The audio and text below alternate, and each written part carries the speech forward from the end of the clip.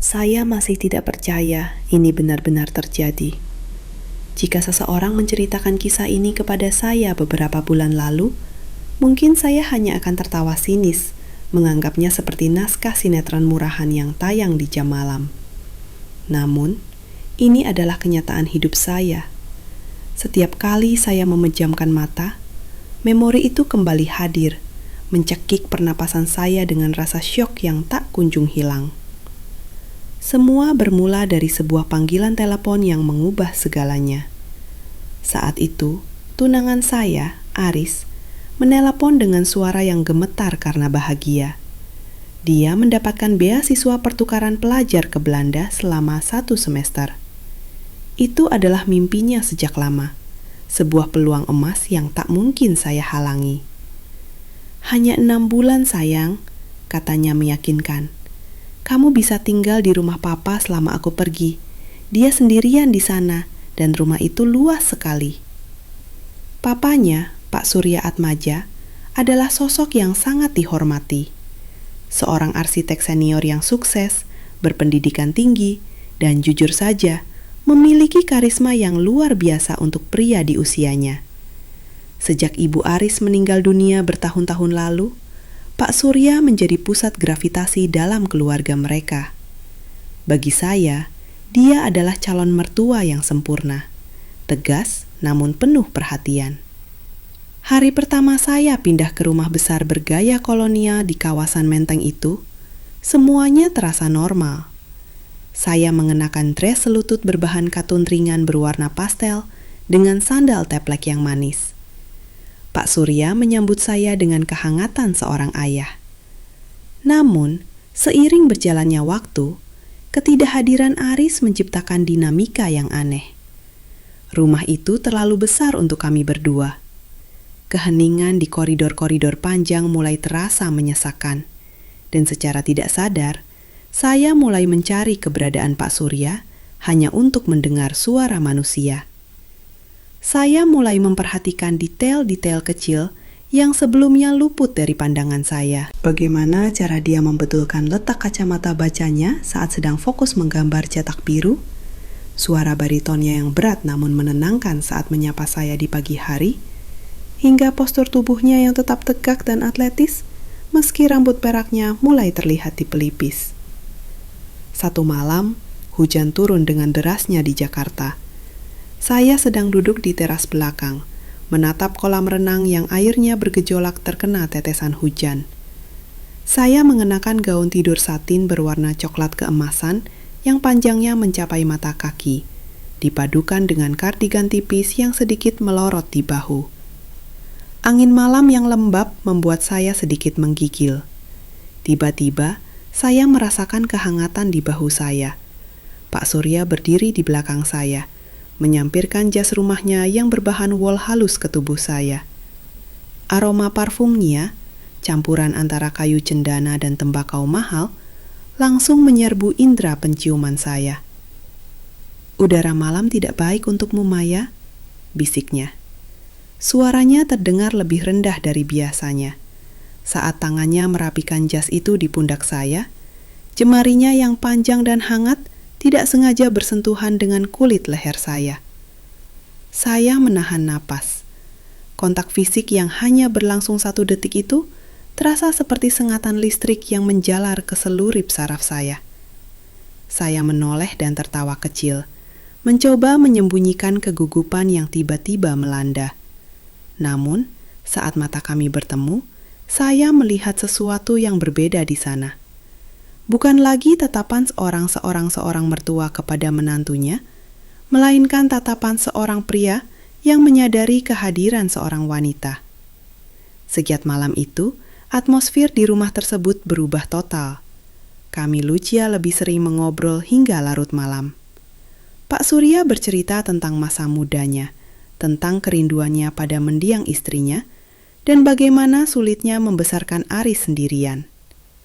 Saya pun mulai terbuka tentang rasa kesepian saya, bagaimana jarak ribuan kilometer dengan Aris perlahan-lahan menciptakan celah di hati saya yang tak bisa saya abaikan. Setiap kali Aris melakukan panggilan video, Kami selalu menjawabnya bersama-sama agar dia bisa melihat bahwa kami baik-baik saja.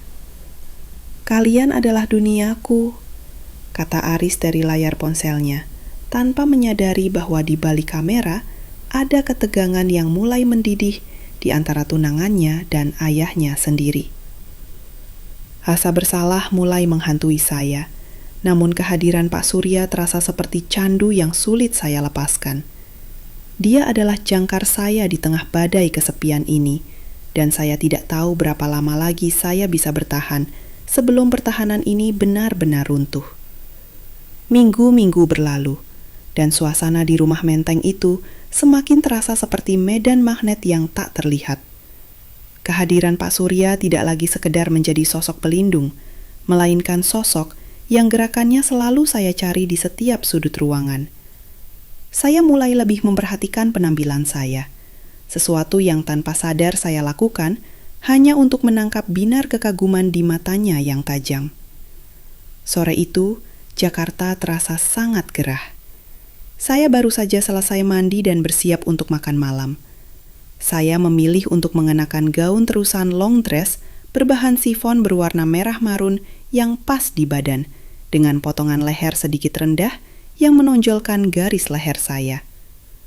Saya menyemprotkan parfum dengan aroma vanila yang manis dan lembut, lalu memakai sepasang high heels terbuka yang memperlihatkan jemari kaki saya yang terawat dengan cat kuku berwarna senada dengan gaun. Saat saya menuruni tangga kayu jati yang dipoles mengkilap, suara ketukan tumit sepatu saya menggema di aula yang sepi. Pak Surya sedang berdiri di ruang tengah, menatap sebuah lukisan tua. Dia mengenakan kemeja batik sutra lengan panjang yang disetrika sempurna, menonjolkan bahunya yang lebar. Begitu dia mendengar suara saya, dia berbalik. Langkahnya terhenti. Matanya menyisir penampilan saya dari atas ke bawah, tertahan sejenak pada kilau anting perak saya, lalu turun ke kaki saya. Ada keheningan yang cukup lama. Jenis keheningan yang membuat telinga saya berdening. "Kamu terlihat sangat anggun malam ini, Maya," katanya dengan suara yang lebih serak dari biasanya. "Terima kasih, Pak Surya," jawab saya, berusaha menjaga suara saya agar tidak bergetar. Malam itu, dia mengajak saya makan malam di sebuah restoran mewah yang menghadap ke gedung-gedung pencakar langit Jakarta. Di sana, dia memesan sebotol sparkling wine terbaik. Pak Surya adalah pria yang tahu cara menikmati hidup. Dia bercerita tentang filosofi arsitektur, tentang bagaimana sebuah bangunan harus memiliki jiwa. Sambil mendengarkan, saya memperhatikan bagaimana jemarinya yang kuat menggenggam batang gelas kristal. Gerakannya begitu tenang, namun penuh otoritas. Beberapa hari kemudian, Pak Surya memperhatikan bahwa saya sering memijat pelipis saya. "Kamu terlihat sangat lelah belakangan ini, Maya. Mungkin tekanan kuliah dan merindukan Aris membuatmu stres," ujarnya dengan nada khawatir yang tulus. "Besok pagi, datanglah ke klinik pribadiku. Aku ingin kamu melakukan pemeriksaan kesehatan menyeluruh."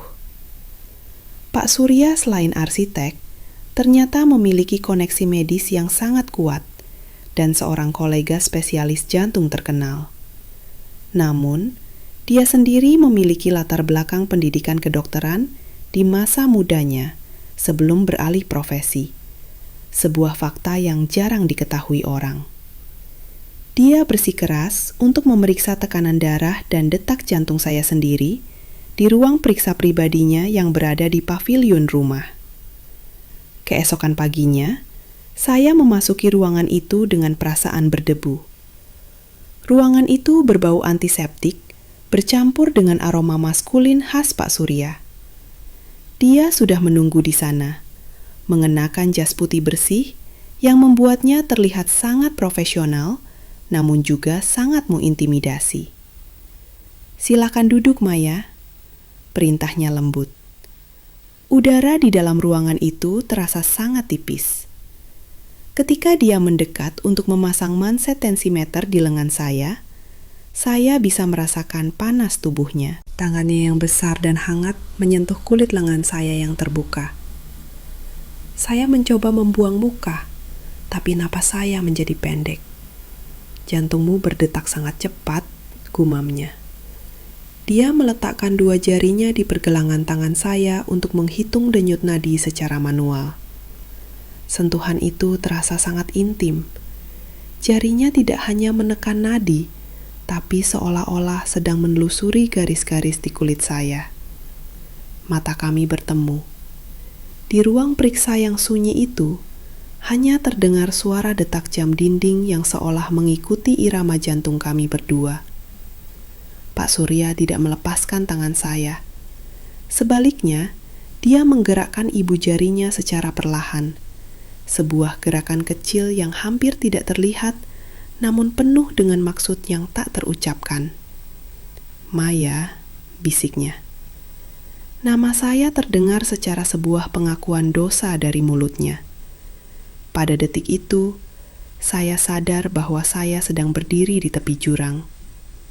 Logika saya meneriakkan nama Aris, mengingatkan saya pada janji setia yang kami buat. Namun, tubuh saya menolak untuk menjauh.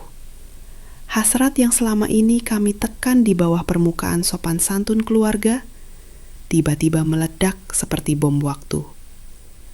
Saya melihat wajahnya yang memerah dan matanya yang berkilat penuh damba. Saya tahu ini salah, tapi di bawah tatapannya yang intens, saya merasa seolah-olah seluruh dunia menghilang, menyisakan hanya kami berdua di antara aroma obat dan rahasia yang mulai terkuak.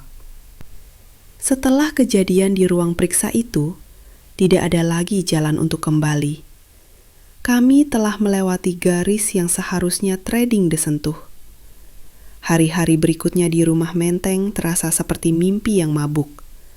Setiap kali Aris tidak menelpon, atau saat dia sedang sibuk dengan studinya di Eropa, rumah itu menjadi saksi bisu dari pengkhianatan yang manis namun menyakitkan.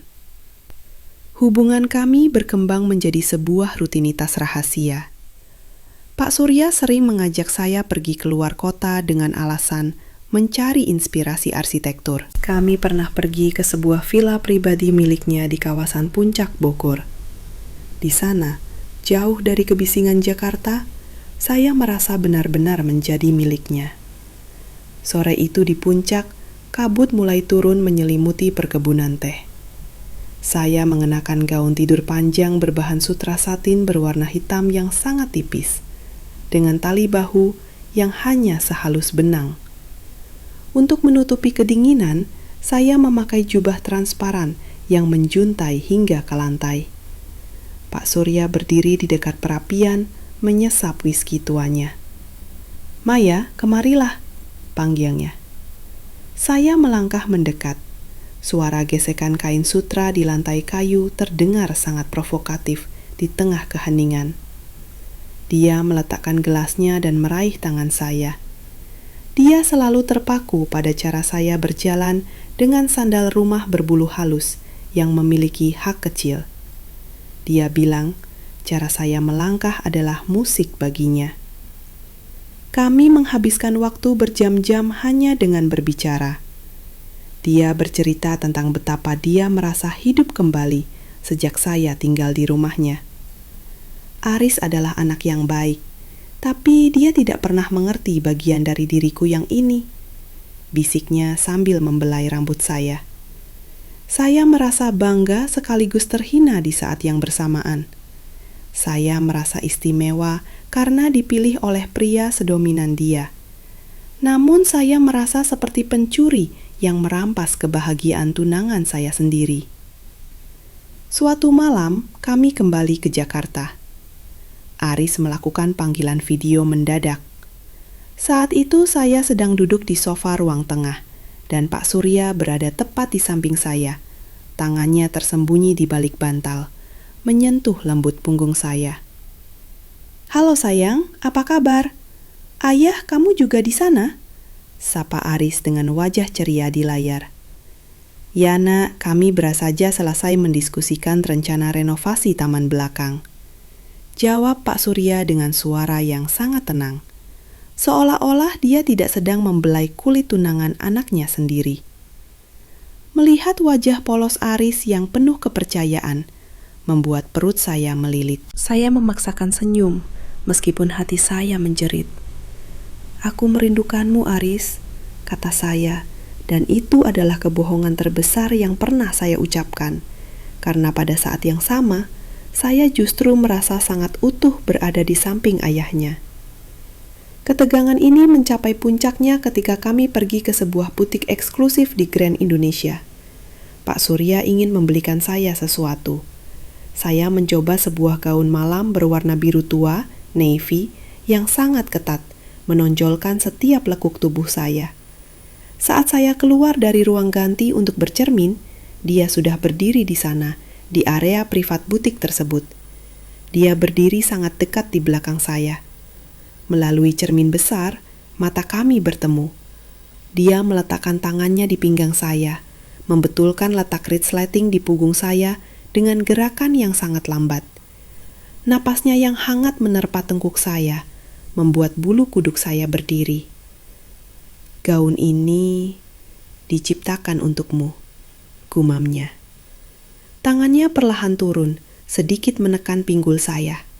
Saya memejamkan mata, merasakan sensasi yang meledak-ledak di dalam dada.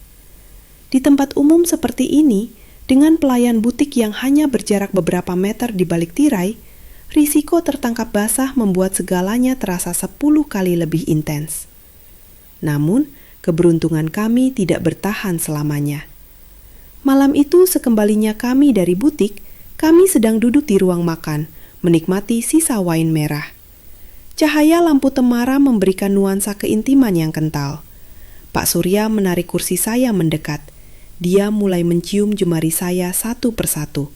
Sebuah kebiasaan kecil yang mulai ia sukai.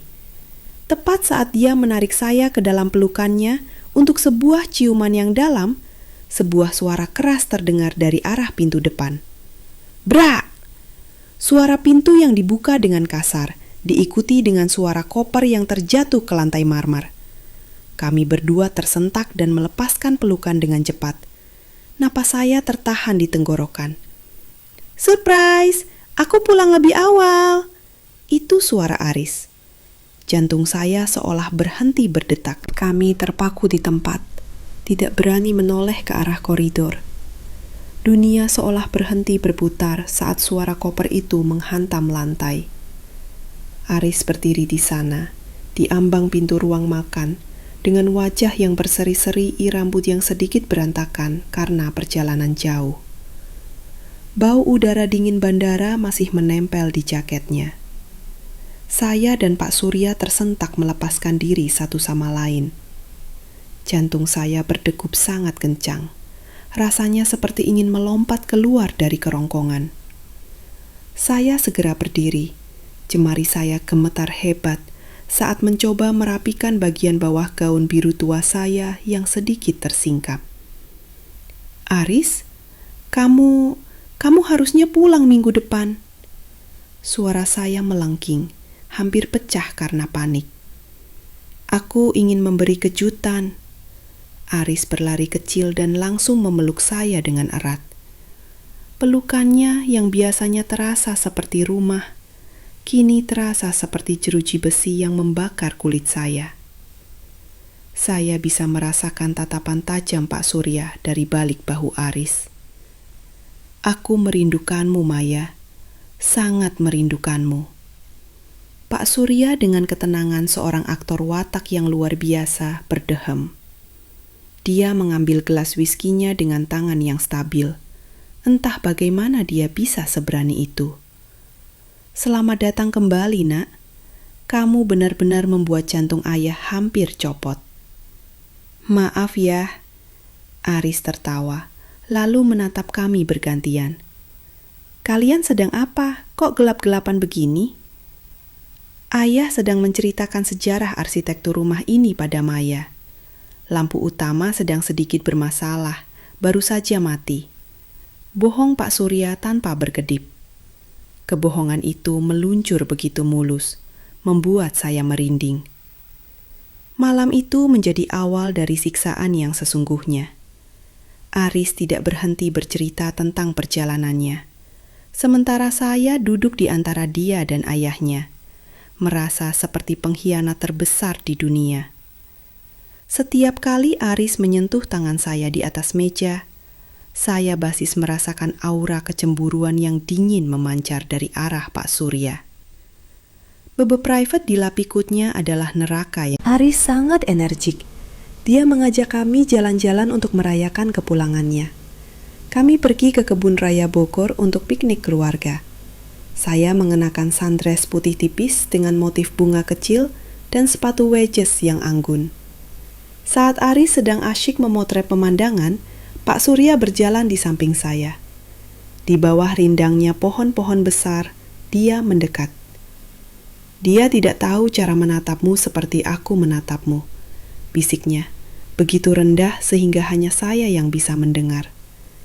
Tangannya yang besar seolah tidak sengaja menyentuh pinggul saya saat kami berpapasan di jalan setapak yang sempit. Sentuhan itu singkat, namun meninggalkan bekas panas yang membuat saya hampir kehilangan keseimbangan. Puncaknya terjadi ketika Aris mengajak kami makan malam di rumah untuk merayakan ulang tahun pernikahan mendiang ibunya. Aris sangat emosional. Setelah makan malam, dia memutar piringan hitam lama milik ibunya. "Aku akan ke atas sebentar mengambil kado untukmu, Maya," kata Aris sambil mengecup kening saya.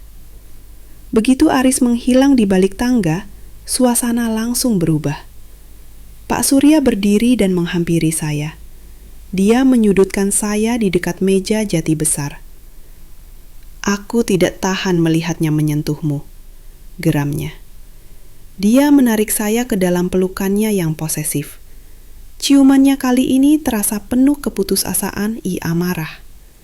Saya mencoba mendorongnya. Teringat Aris ada di atas. Tapi tubuh saya berkhianat.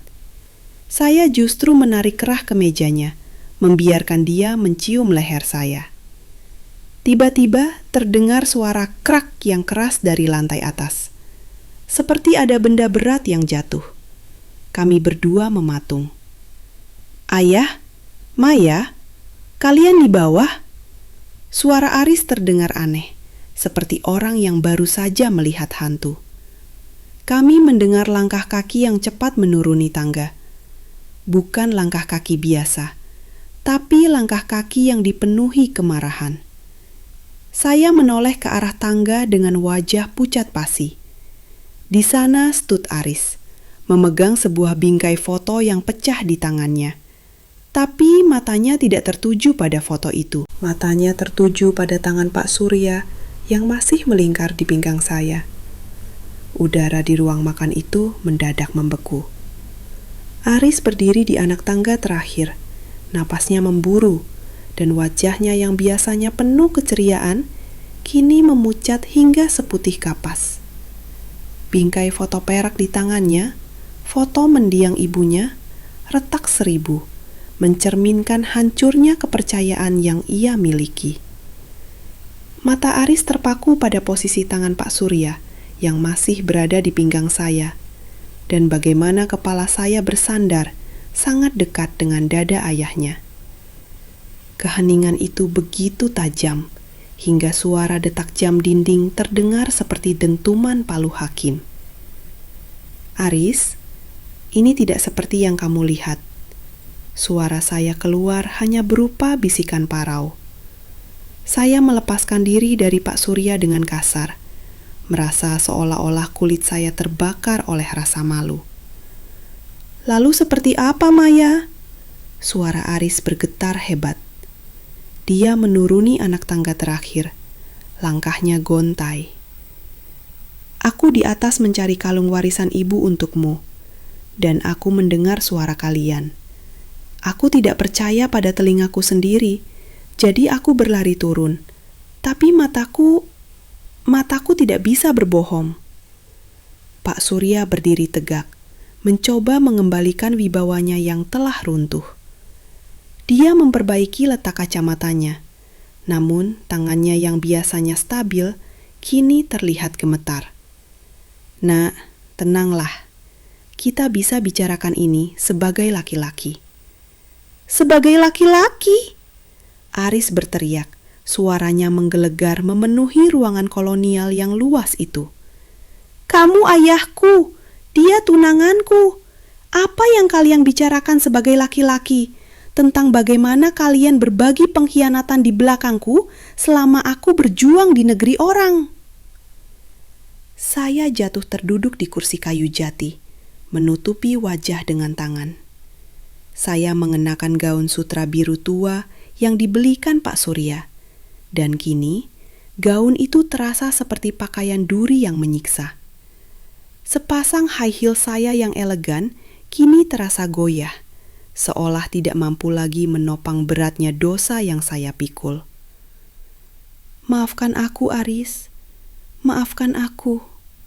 Isak saya pecah. Pak Surya melangkah maju, mencoba menyentuh bahu anaknya. "Aris, ini salahku. Aku yang memulainya. Maya hanya kesepian, dan aku... Jangan sentuh aku!" Aris menepis tangan ayahnya dengan kebencian yang mendalam. Dia menatap Pak Surya dengan pandangan yang belum pernah saya lihat sebelumnya. Campuran antara duka yang mendalam dan rasa muak. "Kamu adalah pahlawanku ya. Kamu arsitek yang membangun hidupku. Tapi ternyata kamu juga arsitek yang meruntuhkan duniaku." Aris kemudian beralih menatap saya. Tatapannya kini kosong, seolah-olah saya adalah orang asing yang tidak pernah dia cintai. "Dan kamu, Maya, aku memberikan hatiku padamu, tapi kamu lebih memilih kenyamanan dan karisma seorang pria yang lebih tua. Apakah cintaku tidak cukup untukmu? Atau apakah kamu hanya menyukai kemewahan yang diberikan ayahku?" Kata-katanya menusuk lebih dalam daripada belati manapun. Saya ingin membela diri, ingin mengatakan bahwa saya juga terjebak dalam perasaan yang tidak saya mengerti. Tapi lidah saya keluh. Aris melemparkan bingkai foto yang pecah itu ke atas meja. Suara kaca yang beradu dengan kayu jati terdengar memilukan. "Aku pergi," katanya singkat. "Aris, tunggu. Ini sudah tengah malam, hujan deras," teriak Pak Surya. Tanpa menoleh, Aris menyambar kunci mobilnya di atas meja konsol. "Aku lebih baik mati kedinginan di luar sana daripada menghirup udara yang sama dengan kalian berdua. Jangan cari aku, jangan hubungi aku." Pintu depan terbanting dengan sangat keras, hingga debu-debu dari langit-langit berjatuhan. Kami mendengar suara mesin mobil menderu, menjauh dengan kecepatan tinggi di tengah guyuran hujan Jakarta yang lebat. Saya dan Pak Surya berdiri dalam kehampaan. Ruangan yang tadinya penuh dengan aroma wine dan gairah terlarang, kini hanya menyisakan aroma penyesalan yang pahit. Pak Surya terduduk di kursi, tampak jauh lebih tua 10 tahun dalam sekejap. Dia menatap tangannya, tangan yang telah merusak hubungan paling berharga dalam hidupnya. "Apa yang telah kita lakukan?" bisiknya pada kegelapan. Saya hanya bisa menangis dalam diam, menyadari bahwa apapun yang kami miliki, sentuhan rahasia, ciuman di bawah lampu temaram, dan hasrat yang meluap, kini telah hancur menjadi abu. Namun, di tengah isak tangis itu, ponsel Pak Surya bergetar di atas meja. Sebuah pesan masuk dari nomor yang tidak dikenal. Saya melihatnya sekilas karena layarnya menyala. Pesan itu hanya berisi satu kalimat. "Kalian pikir ini hanya tentang perselingkuhan? Kalian belum tahu rahasia yang sebenarnya disimpan Aris di Belanda." Kami berdua saling berpandangan. Rasa takut baru mulai merayap di balik rasa bersalah kami. Siapa yang mengirim pesan itu? Dan apa yang disembunyikan Aris selama ini?